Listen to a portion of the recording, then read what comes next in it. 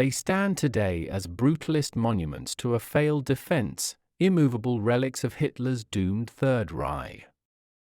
These are the Flak Towers, colossal concrete fortresses built to defend the hearts of Germany's largest cities.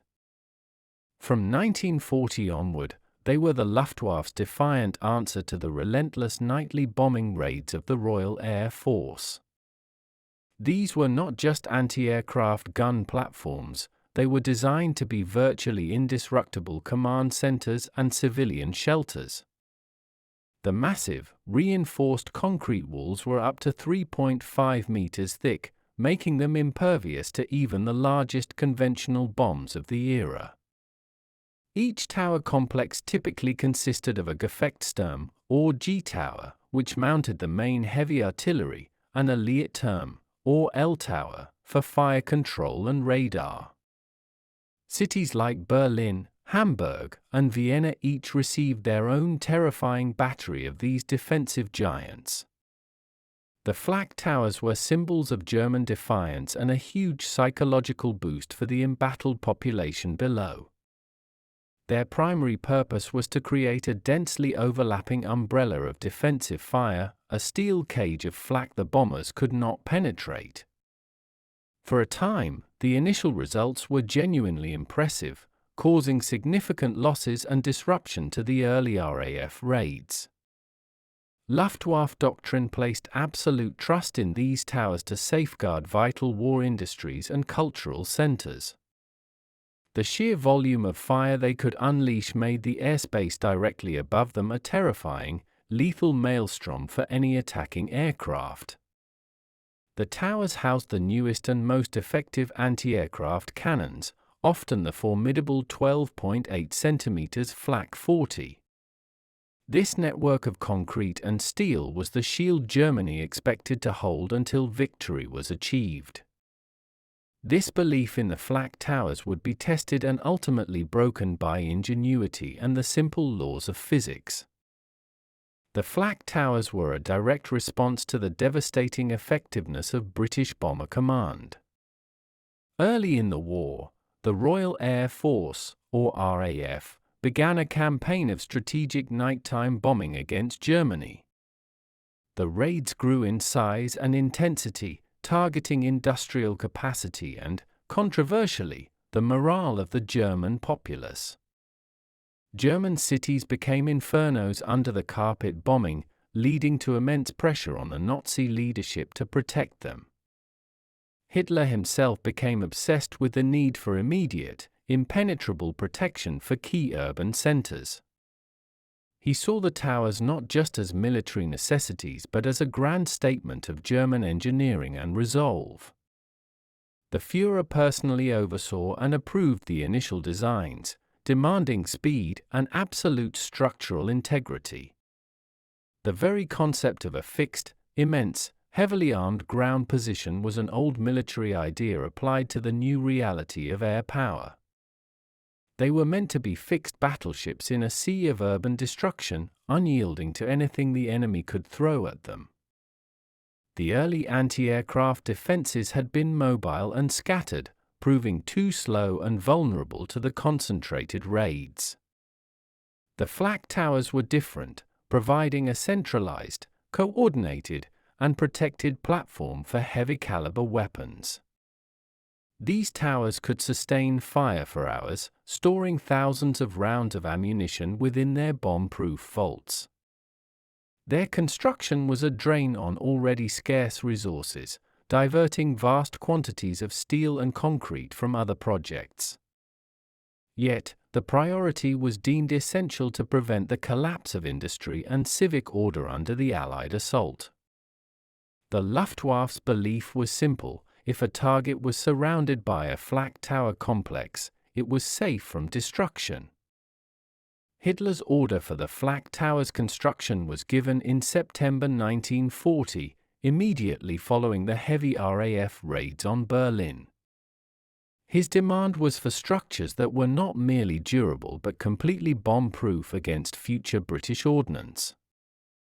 The designs were finalized with incredible speed by the finest engineers in the Reich. They were categorized into 3 distinct generations, each one learning from the last to increase capability and protection.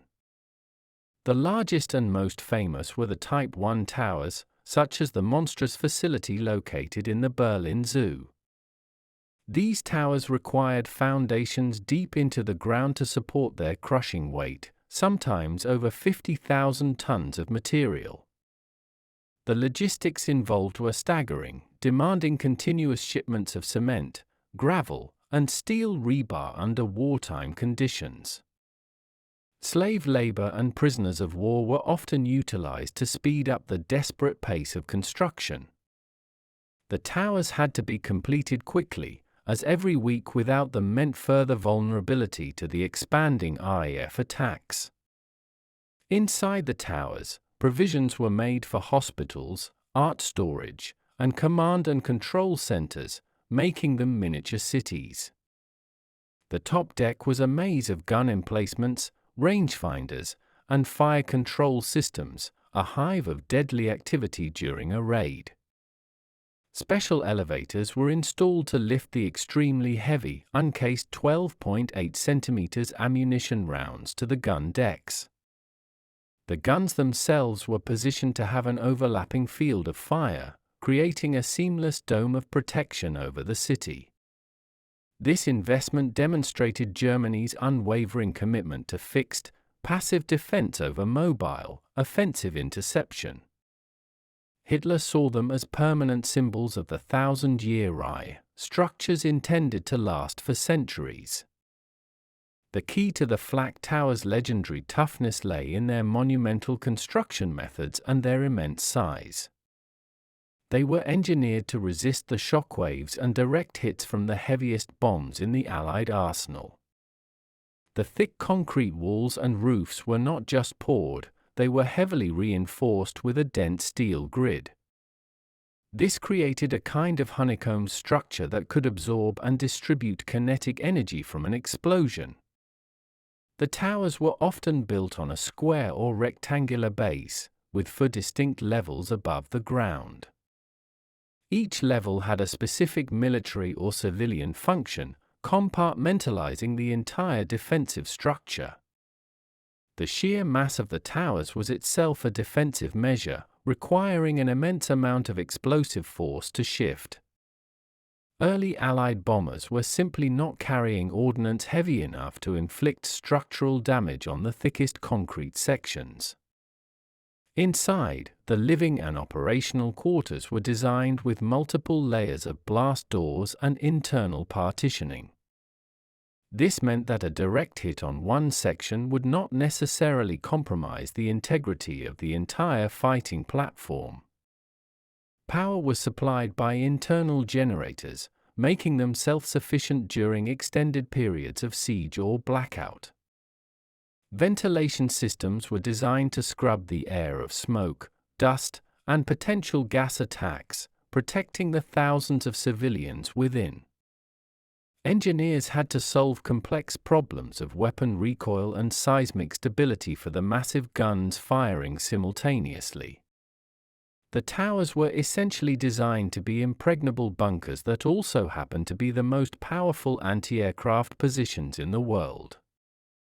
The defensive theory was sound: the weapon platform that cannot be destroyed is the ultimate deterrent. The primary punch of the Flak Towers came from their array of extremely heavy and powerful anti-aircraft guns. The most formidable weapon mounted was the twin-barreled 12.8 cm Flak 40, a highly advanced cannon. These massive guns could launch an explosive shell to an effective altitude of over 10,000 meters, or about 33,000 feet. Each gun platform was equipped with multiple of these heavy weapons, providing an overwhelming volume of fire. The tower's secondary armament consisted of numerous smaller 20mm and 37mm cannons to deal with low-flying attacks. Fire control was centralized in the L Tower, which housed sophisticated radar and ranging equipment. This allowed for highly accurate and coordinated firing solutions, essential for hitting fast-moving targets at night. The gun crews were elite Luftwaffe personnel, trained to operate under the most intense and stressful combat conditions. A single 12.8 cm shell burst could instantly destroy an unarmored bomber flying through its shrapnel cloud. The rate of fire was rapid, turning the sky into a hellish dome of exploding metal during an incoming raid. The Flak Tower's concentration of firepower was unique, making the air above German cities the most dangerous in the world. The sight and sound of the coordinated flak barrages was an intimidating psychological weapon for the approaching RAF crews. For the early years of the air war, the German ground defense held a distinct and terrifying advantage over the bombers. The flak towers felt like an absolute insurance policy, a permanent, reliable answer to the nightly raids. RAF Bomber Command faced a deadly gauntlet on their missions deep into German airspace. The journey was long, cold, and fraught with peril from German night fighters and increasingly heavy ground defenses. To reach their targets, the Lancasters and Halifaxes had to fly through overlapping zones of enemy fire. The flak towers represented the final, concentrated, and most violent part of this aerial defense. Approaching a city like Hamburg or Berlin felt like flying directly into a volcanic eruption of explosives. The air around the flak towers was so saturated with shell fragments that it was like flying through gravel. Many bomber crews quickly learned that flying near the known positions of the flak towers was suicidal. The defensive fire was often so intense that crews reported being unable to see their own wingtips through the continuous bursts. The coordinated fire control meant that the shells were not random but concentrated on the calculated flight path of the bomber stream. Evasion was difficult at night, and the towering positions had a complete 360-degree firing arc. The towers became known to the RAF airmen as the concrete cemeteries of German cities. Early attempts by the RAF to destroy the towers proved completely futile, with bombs simply bouncing off the roofs. The crews began to develop an instinctive dread of the distinctive sound of the 12.8 cm shells exploding nearby. Every mission over a defended city was a terrifying gamble against the immense power of the fixed guns. The Luftwaffe's confidence in their defensive fortresses was entirely justified by the RAF's early casualty rates. Every artillery piece, including the formidable Flak 40, has a physical and practical ceiling for effective fire. The twin 12.8 cm cannons could reach a maximum altitude of about 14,800 meters, nearly 49,000 feet. However, the effective vertical range, where the shell still had enough velocity to be destructive, was significantly lower. This crucial difference became the central flaw in the Luftwaffe's seemingly unassailable defense strategy.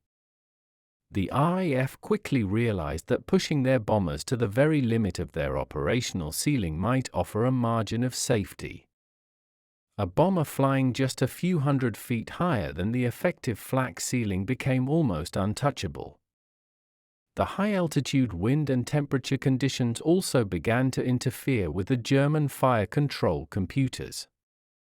Shells fired at maximum range often dispersed too widely or detonated harmlessly far from the aircraft. The Germans were slow to upgrade their fire control systems to accurately calculate trajectories at extreme heights. The margin between safe and lethal was extremely narrow, but the RAF was willing to take the risk. Flying at extreme altitude meant brutal cold for the crews and significantly increased fuel consumption. Yet, survival became the paramount concern, outweighing the difficulties of the operating environment. This small, almost imperceptible difference in flight profile would soon render the mighty flak towers obsolete. The war in the sky began to shift, not through superior weaponry, but through a calculated evasion of the enemy's maximum capability. The RAF's brilliant response to the flak towers was a simple, yet profound, strategic adjustment. They decided to fly higher than the enemy defenses could effectively reach, a simple tactical maneuver. Sir Arthur Harris, the head of Bomber Command, embraced the new strategy of high-altitude night bombing. This meant re-engineering the bomber fleet and retraining the crews for operations in the thinner, colder upper atmosphere. Aircraft were modified to lighten their load and increase the power of their engines for higher operational ceilings. The navigators received new training to compensate for the extreme wind drift at these greater heights. The raids began to feature new, specialized high-altitude formations to maximize survivability. The effectiveness of the flak towers rapidly began to wane as more bombers successfully overflew their deadly umbrella. The German guns still fired, but their terrifying, concentrated barrages were now directed at empty space far below the attacking aircraft. The air crews reported the psychological relief of seeing the flak bursts blossom far beneath their aircraft. This was a classic military example of adapting to an enemy's fixed defense with tactical mobility. The massive concrete structures, designed to be eternal, were suddenly technologically outflanked by a slight altitude change. The Luftwaffe found its massive, expensive investment was being circumvented by a simple resetting of the altimeters. The strategic shift allowed the RAF to continue its bombing campaign with renewed confidence and lower losses. The image of the RAF bomber flying serenely above the angry flak bursts is one of the war's great ironies. The crews could now look down and see the violent, yet impotent, spectacle of the German defense unfolding far beneath them. The shells were still exploding with their massive flash, but they were no longer a direct threat to the aircraft above. This provided an enormous boost to the morale of the British and Allied bomber crews. The new altitude also provided better visual conditions for the bomb aimers, improving the accuracy of the raids. Flying higher and further away from the ground defenses gave the bombers more time to line up their final run. The Germans attempted to counter the altitude shift by developing even more powerful and higher-reaching anti-aircraft guns. However, these new weapons arrived too late and in too few numbers to stem the tide of the overwhelming raids. The sheer cost and time required to build and deploy a new generation of high-altitude flak was prohibitive. The flak towers remained active, firing continuously, but their impact on the overall trajectory of the air war was minimized. They had been rendered strategically irrelevant by a brilliant, low-cost tactical innovation from the enemy. The Luftwaffe's trust in their concrete giants had become a liability, a drain on resources that could not adapt. The air above the flak towers was now a safe highway for the Allied bombers to reach their primary targets. The high-altitude strategy was the beginning of the end for the towers' dominance over the night sky. The flak towers' initial purpose was not just defense but also powerful psychological deterrence against the enemy. They were meant to convince the RAF that attacking key German cities was too costly a proposition to maintain. For a period, this deterrence worked, as the RAF was forced to rethink its initial low-altitude bombing strategy. However, once the RAF found the altitude loophole, the towers lost their primary deterrent effect. They continued to fire, of course, but the number of successful interceptions dropped dramatically after the strategic shift. The German High Command was slow to accept the failure of their massive, prized defensive platforms. They continued to allocate vast amounts of manpower and ammunition to the towers, draining other vital war efforts. The doctrine of fixed, concrete defense was ultimately proven inferior to the doctrine of flexible, mobile air power. The Allied forces began to view the towers less as a threat and more as an indicator of the high-value target below. They were a visible beacon in the night, marking the center of the defensive complex, which ironically helped the navigators.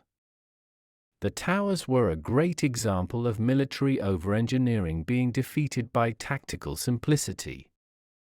The vast resources invested in their creation could have been used for more night fighters or offensive weapons. The deterrence failed because the RAF never stopped trying to find a solution to the German defense. The trust the Luftwaffe placed in the concrete walls was ultimately a miscalculation of the evolving nature of aerial warfare. As the war turned decisively against Germany, the role of the Flak towers began to dramatically shift.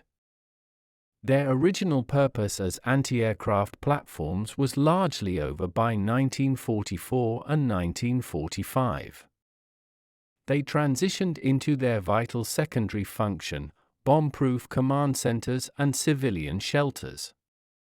As Allied ground forces approached the cities, the towers became the final, impenetrable strongholds of the German defense. In the Battle of Berlin, the Flak Tower became a vital resistance point against the final Soviet assault. Thousands of citizens, including children and the elderly, lived inside the shelters for weeks on end under heavy fire. The thick walls, which had resisted Allied bombs from the air, now protected against Russian artillery from the ground. These structures often contain priceless art and historical artifacts salvaged from the bombed-out museums above. The towers were a desperate final symbol of the Reich's refusal to surrender, even as the city crumbled around them.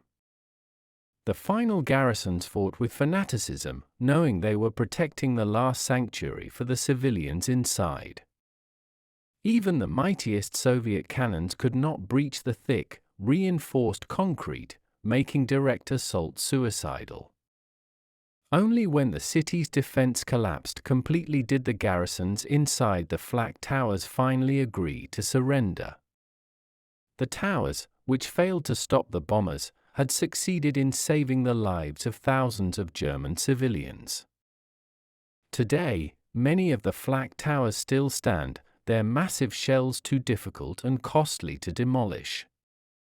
They are a powerful, chilling reminder of the intensity and brutality of the air war over Europe. Some have been converted into modern uses, like art exhibition spaces or even climbing walls. Others stand derelict, their weathered concrete covered in moss and scarred by the decades of neglect. They serve as a physical testament to a massive, expensive, and ultimately flawed military strategy. The towers embodied a belief that static, overwhelming defense could defeat dynamic, adaptable air power. The story of the Flak towers is a profound lesson in the constant, evolving arms race of warfare. The Luftwaffe built a defense that was impenetrable, yet the RAF simply learned to fly past it. The simple tactical change of flying a few thousand feet higher neutralized millions of tons of concrete and steel. The legacy of the towers is not in their military success, but in their unexpected role as human sanctuaries. They are the great, silent monuments to the terrifying power of air warfare and the resilience of human design. The colossal shells of concrete will continue to stand for generations, a fixed echo of the past in the modern cityscape. The RAF proved that innovation and flexibility will always defeat the most entrenched and unmoving defense. They remind us that in warfare, the mind that finds a way around the problem is often more powerful than the force that tries to blast through it. The towers stand today, the final, enormous epitaph for the Luftwaffe's trust in concrete.